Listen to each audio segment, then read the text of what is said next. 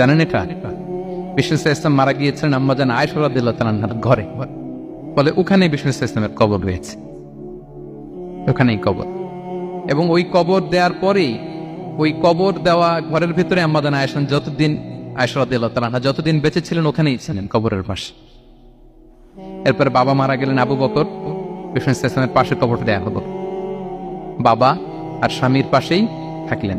এরপরে ওমরে ফারুক মারা গেলেন, ওনারও কবর দেয়া হলো।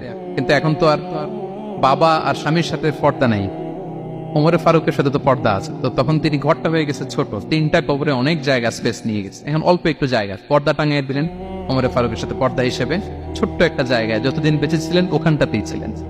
ওমরে ফারুক যখন আমিরুল মুমিনিন খলিফা, তখন ছেলে আব্দুল্লাহকে পাঠিয়েছিলেন যে যাও একটা অনুমতি আগে থেকে নিয়ে রাখো আম্মাজান আয়েশার কাছ থেকে, যেহেতু ঘরটা ওনার, ওনাকে বলে রাখো যে আমি মারা গেলে যেন আমার দুই বন্ধু মুহাম্মদ সাল্লাল্লাহু আলাইহি ওয়াসাল্লাম এবং আবু বকর